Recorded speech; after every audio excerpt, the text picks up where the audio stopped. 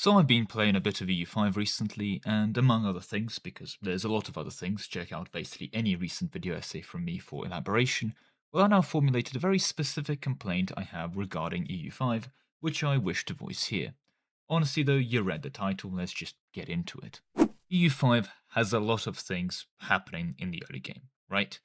Fundamentally, when you load into the game, there's a lot of things to do. There's a lot of government estate privileges and interactions. You're met with a lot of laws that you can change, things like changing your court language, if you wish to do that. Most of your value systems are unlocked off rip. And there are a lot of starting situations which you get pretty much from unpausing the game. In the case of England and France, yes, you do have to wait a bit longer for the Hundred Years' War, a couple months, but things such as the rise of the Ottomans kick off for the Ottomans pretty much immediately, or the fall of Delhi, right? But simply, a lot of the content is very front loaded for EU5. And as you play the game, you also see that a lot of care has actually been put into, I want to say, secondary supportive content, if it can make sense to that. But in some essence, I think it can be best described as the actual nitty gritty, the main part of the game. Because, for example, a large part of this game is dealing with the economic and societal developments of your nation, but the economic aspects are dealt through these trade goods and interactions with buildings inside cities that, for example, go ahead and they take iron and they make tools. And in the early game, if I want to go ahead and make tools, I have options. I can make tin tools bronze tools using bronze tool production methods, stone tools, or normal blacksmith, right? And that's not my only option. I could also use market villages to make tools if I don't have access to early urban provinces but need tools, right? There's a lot of systems like that that exist within the early game that really play into EU5 as an economic modeling simulation, whatever you wish to phrase it, and it is cool to play around it. Furthermore, as you play the game relatively quickly to the entire lifespan of the game, that is to say the full 500 years that you're meant to play, you start to unlock new systematic changes. Most nations do not have a lot of manpower day one. Those that do tend to be the exception. For example, the Mamluks with their slave barracks, or Byzantium that has the Thames system for their early units, right? But for the most part, as it were, most nations, if they even have a starting +5 manpower building from, I do believe, the armory? No, not the armory, the sergeantry, right? Yes, the sergeantry. Well, they get access to what can best be described as a bit of a teaser into the regular system that you will encounter relatively quickly as you play the game, in many cases just one institution away. So not only do you have a teaser for the regular system from the early existing units that you can throw together, you relatively quickly move into the whole building up your army as a mechanic. And that's neat because it comes quickly and it's a whole major expansion of how the game operates. Another thing in terms of the early game is that upgrades tend to be quite substantial, and what I mean by substantial is not that they are a bigger number change, but they're genuinely quite transformative. So early on, if you're playing a normal country, that is to say you start with most institutions and are playing a country that's, let's be honest, is intended to be played, you start with most of the early game technologies researched, which means you have the ability to make the tier 1 tools building that we mentioned earlier, and not only that, you probably actually start with some of these already built. And early on, the advances that you, for example, unlock in the Age of Renaissance that would upgrade things like the Tools Guild or other upgrades are quite transformative. For example, unlocking rag paper gives you a new method of producing paper from cloth. Now, this is quite situational. Oh, and also the UI is broken. I'm glad I got that on camera.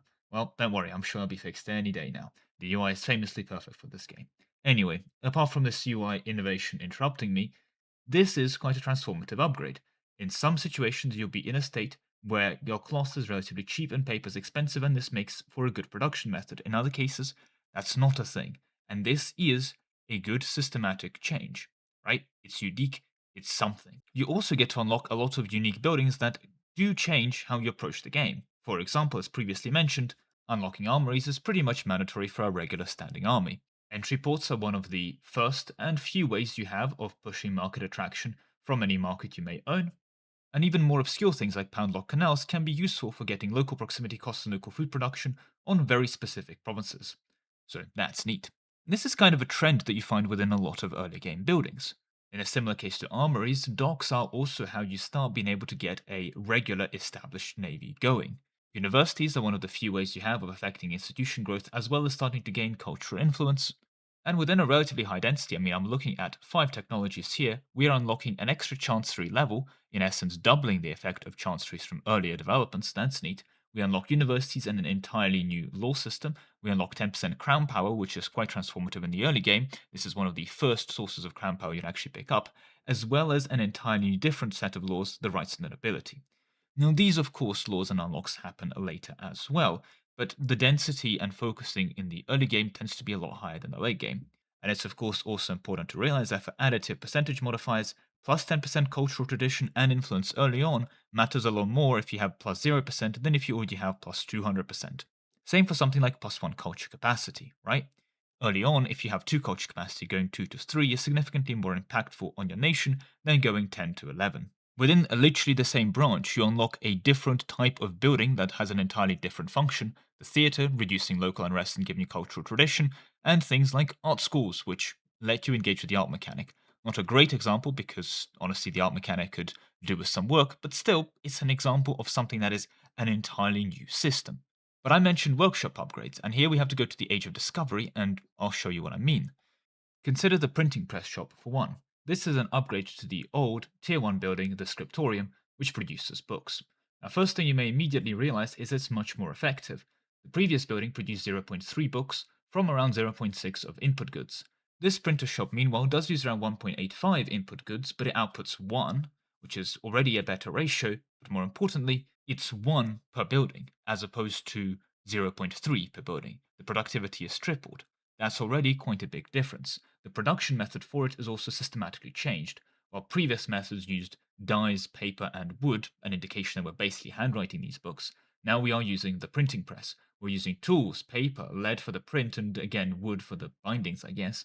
But you get the picture, I guess, for the machinery. Still, not only is this the very visible transformation and difference of this upgrade, the real, dare I say, innovation, if that makes sense, is actually the change in the people working this, right? Because the printer shop is now run by the burghers. It is a burgher building. Meanwhile, the scriptorium is a cleric building. The reason this matters, of course, is that most people in Europe at this point, still in the Age of Discovery, this is pre-Age of Reformation, are Catholic, meaning for them it is practically impossible for all intents and purposes to tax the church. And this allows you to actually profit from book production. And this is one of the more transformative changes within the production systems for what I would like to call near the end of the early game, where we're having these transformative developments. This can also be seen in things like the patio process, where the mercury patio gives you local gold and silver output, however starts to consume mercury. Mercury, for all intents and purposes, is practically not consumed previously. The population has frankly minimal demands of mercury beforehand, and unless you're building hospitals, it's not really used beyond that, right? However, with mercury patios, you actually start creating systemic demand for mercury, and gold and silver tend to be pretty much constantly in demand. So, on that front, it's a pretty good building, and it is yet again a transformative change.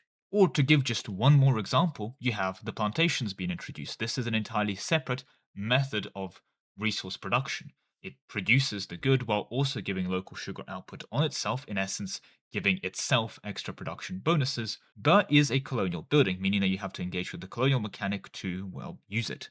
I can keep going. Previously, recruiting soldiers was restricted to urbanized societies, but with training fields unlocked in the Age of Discovery, you're able to now build these in rural locations, also giving you access to more manpower, and in essence, boosting the capabilities of nations that are more RGO focused in terms of their fielded army ability. And to finally conclude this end of the good times early game section in terms of systematic changes and buildings, we have the construction center. Now, construction centers are unlocked near the end of the Age of Discovery, and hence I would say by this point, most certainly the end of the early game. Now, they're quite self explanatory. If you're able to build 3 buildings previously at a time, you can now build 4 because you built an extra construction center. And this represents a more systematic change in how you can approach construction projects. Construction can genuinely take a while. If you're trying to build 20 levels of something in a capital, by the time you finish building it, the demand could be gone. But this lets you be almost more dynamic in how you approach your construction methods.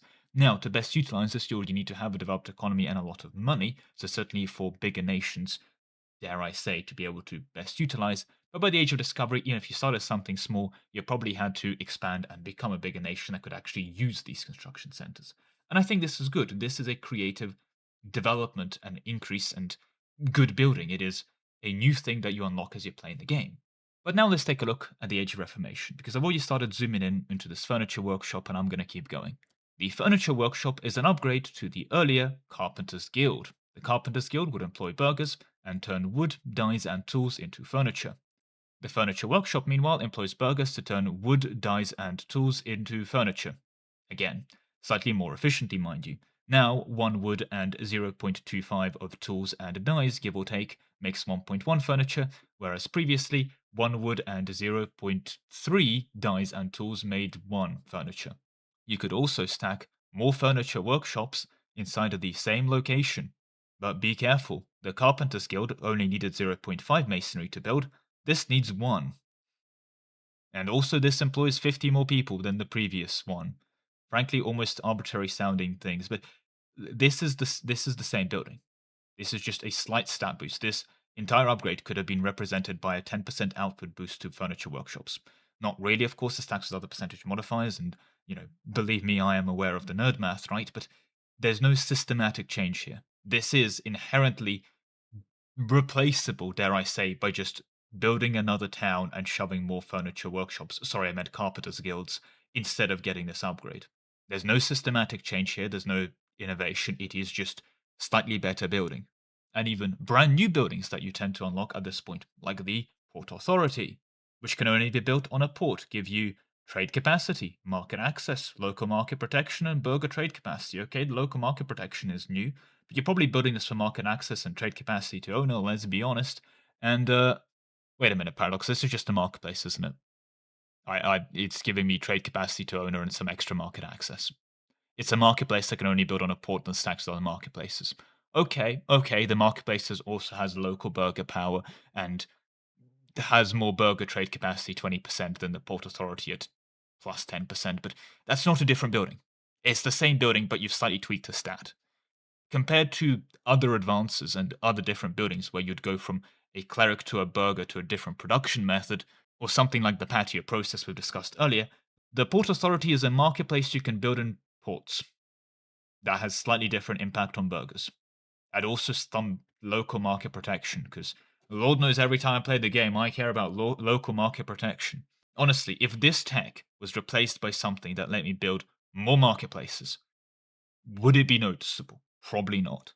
Now, that's not to say it's entirely gone. You still pick up some unique things like the Supreme Court. That's neat. I mean, you just build it, I'll be honest. There's not much gameplay around it.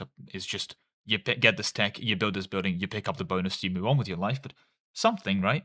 But let's now take a look at these Age of Reformation cloth and fine cloth workshops. They're creatively named Cloth Workshop and Fine Cloth Workshops.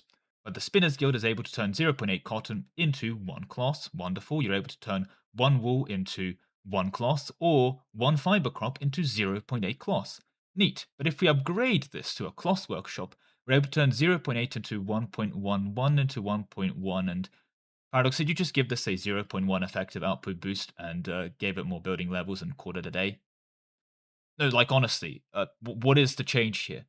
You've employed 50 more people to get some slightly more increased economies of scale and let me build more building levels here. This does not need to be a new building. If you put a tech here that just said every single cloth workshop previously that you have needs a modernization tech, like a little plus I need to spend where I need to invest. What's the build cost here? 350 gold? I need to spend 300 gold to modernize the workshop, to employ more people and have 10% production output. This will be the same. There's no systematic change here. It's the same building. It's a flat upgrade. And I don't want to waste your time for too long because guess what? The Fine Cloth Workshop is exactly the same as the Tailor's Guild. Like, down to the input materials in many cases. In fact, using the exact same, shall we say, altercations and bonuses by employing dyes or alum-based dyes, right? Is the same. This is a production output buff that you need to spend money to activate. And that's honestly fine. That's not something illegal. You can have gold costing workshop upgrades, right? That's okay. But that's not good content.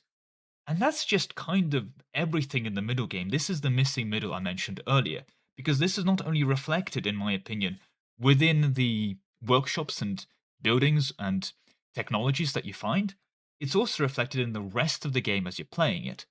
Unlocking armories if you're playing a bigger nation lets you start having a standing army. However, it's restricted to, you guessed it, urban locations, your towns and your cities, right? In the Age of Discovery, this has changed. as the introduction of training fields lets you also recruit manpower and hence raise an army from rural locations. This is a substantial impact on how you can approach playing the game. In the Age of Reformation, I get some fur output. My units get better as they've always been doing. I can upgrade my docks. They were giving me monthly sailors, but a shipyard is pretty much equivalent to the previous buildings if you just built more of them. I get a new fort type, which is more fort, thank you. And my armories are more effective. Guns workshop is upgraded and frankly pretty much the same exact way, apart from, of course, removing the ability to make wooden barrels. But look, we're grasping at straws here, and I think you'll concede that as well, right?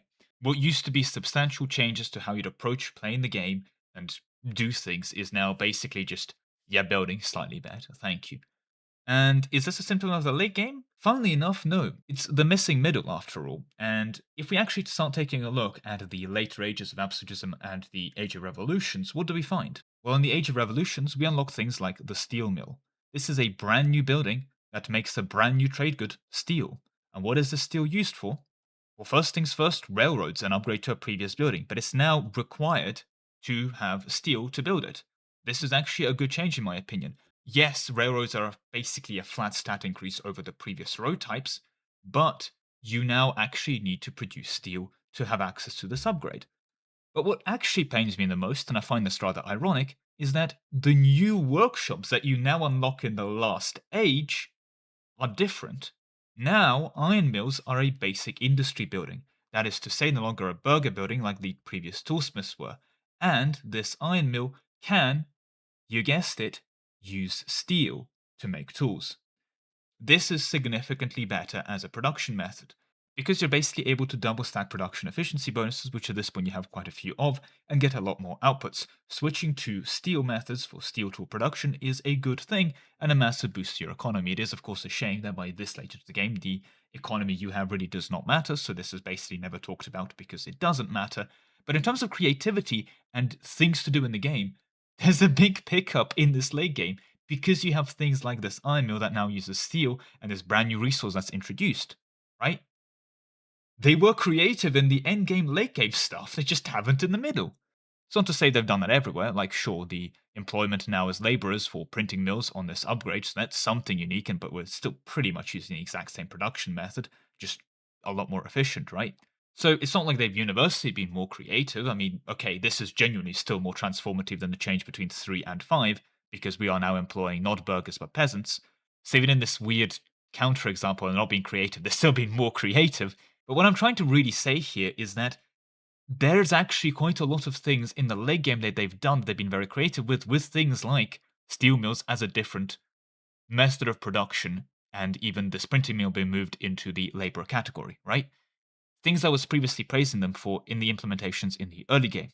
It's also here in the last Age of Revolutions that you unlock things like Unifying Culture Group. Sure, you can argue that maybe move it a bit earlier, or however you want to phrase it. Well, it is a unique thing to do. It is a brand new cabinet action. It's a new thing. But they shoved it into the Age of Revolutions, hence creating this missing middle. Even in the military section, we could argue, well, what more is there to do? You get things like, well, ignoring Fort Zone of Control. That does, as you may have guessed, spruce up military combat. This was not even a thing you could research in EU4, and is just available here. That's a cool idea. I think there's a lot of builds you can do around grabbing Napoleonic warfare ASAP and then just march around enemy forts. It makes defending a right pain. It's also here that you unlock things like Forced March or March to the Sound of Guns. And yes, of course, you still have your expected stat increases. You still have your upgraded training fields in the conscription center. You still get new cannons and better logistics corps and all that stuff, right? That all still happens, and that's fine. But we also have new creative, transformative things that impact how you play and approach the game. That's kind of what you want in a new technology and a new upgrade, right? You want something that's more than just plus 10% better than the thing you were doing previously. And in a weird way, it's also paralleled by other aspects of the game, namely, for example, the situations, right? Early game situations have been developed and have a bunch of cool stuff inside of them. That is to say, the Hundred Years' War with England and France has a whole bunch of cool events and flavor and changes to how you approach the game. That's good. I have a similar set of praise for the Rise of the Ottomans, although I would argue for buffing it even more, even if that means that players run away with the game. I think that's fine. Players are running away with the game anyway, and just having the Ottomans be a more substantial threat, I think relatively obvious on that front. just buff the Rise of the Ottomans situation, but unironically. But whatever, you get the point. These situations exist and do impact the game. But then you get the middle game situations where, I mean, okay, it's a bit hard to define middle game. Technologically, I would say advances stop being creative around the end of the Age of Discovery, and then Age of Reformation and Age of Absolutism are a drag. Situations, I think, enter this quote unquote middle game drag a bit earlier. In my opinion, for example, the Italian Wars are a very, very sad situation, and I think the biggest letdown for me has been the Protestant Reformation. I mean, that's just a building snooze fest, let's be clear. But then, much like the technologies and advance and apparently the creativity of the Paradox team, by the time you hit the Age of Absolutism and Age of Revolutions, you get some situations that, in hindsight, I suddenly enjoyed going through. And I say in hindsight because, well, I'll be honest, the Little Ice Age was pretty brutal, more brutal than I expected, but hey, I had a big boy country at that point. In fact, every single time I approached had a big boy country, I could handle it. But I think it's a good situation. It's quite well written and done. I enjoyed it in hindsight, as I mentioned, maybe not in the moment, but still, credit where credit is due, right? Good situation. And then you have things like the Columbian Exchange. That's neat and surprisingly well implemented, apart from, of course, the part where the AI doesn't engage with half of it, but it's a pretty good apt summary for the game at the moment as a whole. But still, okay, that's a pretty good situation. And yes, the AI is a lot more zealous for the colonial uprisings, I'll give you that, but it's quite well implemented in terms of a game mechanic point of view. The same can be said for revolutions. Yes, they're again overzealous in my opinion, should have more than a 20-year cooldown, but it is something you have to address and deal with in terms of how you interact with your estates and how you approach the values of your society during the Age of Revolutions. In essence, giving a much bigger cost to being a politically absolute monarch, and I think that's a good thing. In my opinion, though, balance wise, it's a bit too much of a cost, and you basically never want to be a politically absolute monarch. Still, though, you compare those situations in terms of stuff they do, and more importantly, how they impact your game and how you approach the game to the Protestant Reformation or the Italian Wars. And it's just frankly sad. Because the Protestant Reformation, as a situation, spawns a bunch of buildings that are annoying, and then it also gives a gridlock into the HRE if it basically exists at this point, because Bohemian France have eaten the whole thing.